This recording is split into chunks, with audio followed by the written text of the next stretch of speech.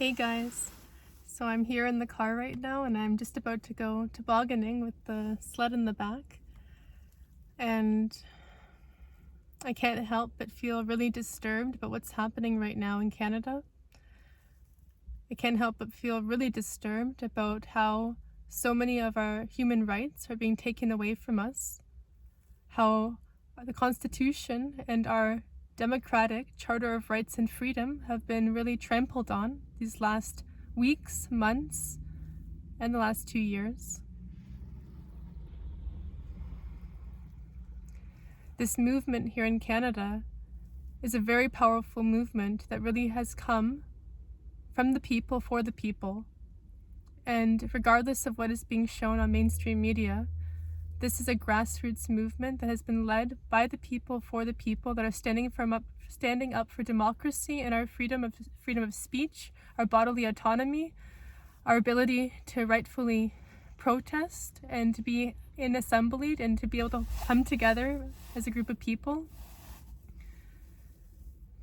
I know this movement has sparked a lot of movement also around the world, also in many other countries that this convoy has sparked, I believe in Finland, in Australia, New Zealand, Israel. And it's resonating in the hearts of so many people because we know that what's happening right now by government overreach is not okay. And many people are waking up and we're realizing that this is not so much of a medical problem, but this is much more of an overreach of the government on control and a political situation. And if we don't speak up and stand up now, we're going into a very, very dark future that will even more human rights will be abolished and even more tyranny and dictatorship will take over, because freedom is a very fragile thing. And freedom is something that needs to be protected at all costs, because freedom is sacred. And sometimes it's easy to take that for granted if we grow up in a country where we're free.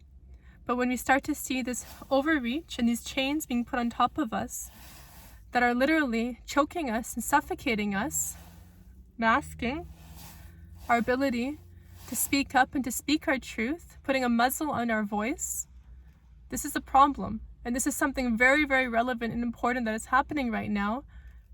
And as somebody who genuinely cares about people and genuinely cares about humanity, I care.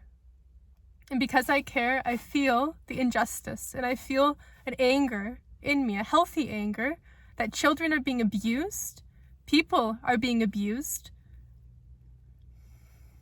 people are losing jobs based on their own personal medical choices, people are forced to cover their mouth. Since when did any government have the right to pretend it's our doctor and to tell us what to do with our own bodies? Since when? We need to wake up. Your body is yours. And if you don't own your body and you don't have the right to your own body, bodily autonomy, and what you put into your body, what do you own in this lifetime or in this world? If you don't even own yourself, if you give away yourself and you sacrifice yourself, what is yours? The only thing you have, and you come into this world in this lifetime, is this body, this precious body, this vehicle for your lifetime here on this earth.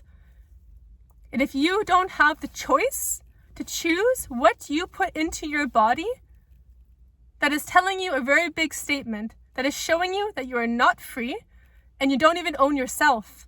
Somebody else owns you. Somebody else thinks they have the right to tell you what they can put inside of your body. They think it's okay to tell you to put a pharmaceutical product into your body by coercion. It's okay if it's your own choice. That's okay. If it's your own personal free will and your own personal choice, that's absolutely okay. But if you are forcing somebody through coercion and threatening to take away things if they don't make that choice, this is where it's a serious ethical dilemma. This has to do with ethics and human decency. And this is what we're seeing right now in our society and the world. Discrimination, segregation, going back to living in a world where we're divided, being lined up in different lines based on a personal medical choice. It's disgusting. It's sickening. And it makes me very angry. I feel many people can feel this anger because it's not okay what is happening. This is a disgusting spitting on of our humanity and human decency, of what it means to be human. And we need to protect our freedom. We need to protect our children. We need to protect the vulnerable, those that don't have a voice, especially people who are standing up and are literally doing something for our future. I have a deep respect for people who have the ability to stand up and to hold to our democracy, to hold to our constitutional rights, of our Charter of Rights. These were implemented and put into place to protect the people from the abuse of governments, government overreach. And I can tell you that I have friends who live in China. I have many friends that live in China. And one thing they always admired about Canada, and also about even meeting me, is that this equality of freedom. And I can say that through speaking to my friends who actually live in China, they have more freedom than we have right now in democratic countries like Canada. That's a statement. I just feel this burning fire inside of me that there's something that I need to say, and there's something that wants to be expressed. There's times to relax, there's times to be peaceful, there's times to accept and go with the flow. And there's also times where we take a stand and we say, that's enough. Enough is enough. Enough is enough. We hold the line. Because if we keep being pushed back, we're going into a very, very, very bad future. A future that we don't want anyone to live with, let alone the future generation. And as adults and as citizens and as a mature responsibility, we need to take care of the younger generation. We need to take care of the children. We are responsible. We have the responsibility as adults to take care for the future of this earth, of humanity, and the children.